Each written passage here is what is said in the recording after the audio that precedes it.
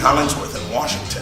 This is the Washington Report for weekend 43 of 2012, reporting news that matters from around the nation and the world. October is National Breast Cancer Awareness Month. A little more than a week remains before the 2012 election. Now today's top news. A late season storm is brewing in the Atlantic. Hurricane Sandy is unlike anything seen in more than 2 decades. The October storm slogged toward the U.S. East Coast on Friday.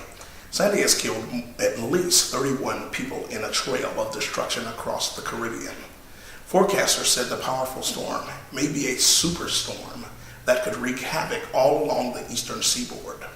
The public is strongly advised to take emergency precautions. New polls show the presidential campaign in a virtual dead heat.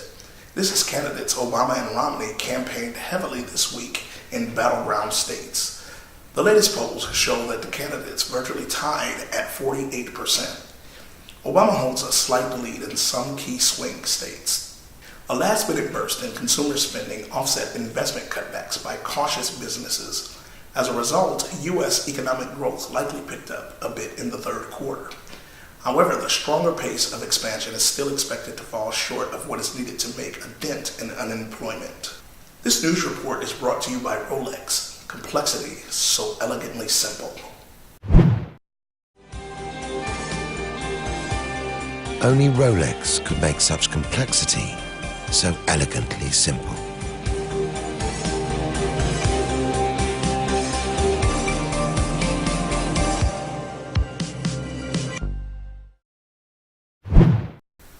Now more news. The federal government is quietly removing full-body X-ray scanners from 7 major U.S. airports. The machines are being replaced with a different type that produces a cartoon-like outline rather than naked images. The Transportation Security Administration says it is making the switch in technology to speed up lines at crowded airports. The TSA claims the switch has nothing to do with passenger privacy concerns. Civil liberties groups hope the change signals an eventual elimination of the more intrusive technology. A new study finds that people who live in low-income and black neighborhoods are less likely to receive CPR. Study author Dr. Camilla Sassan concludes that people who suffer cardiac arrest in high-income white neighborhoods are almost twice as likely to receive CPR. And now more from our sponsors. Greatness is wherever somebody is trying to find it.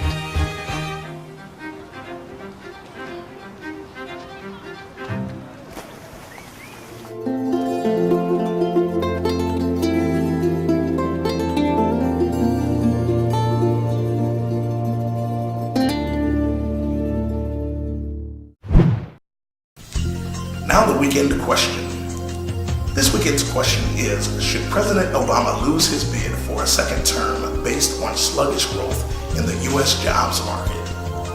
You can answer today's question at JDHWashingtonReport.com/dailyquestion. You can even leave a video response with your webcam. Your answer may appear on our next broadcast. Hey, by the way, use your cell phone to subscribe to Washington Report news alerts.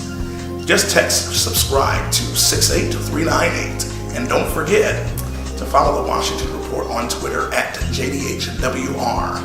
Finally, like JDH Washington Report on our Facebook page.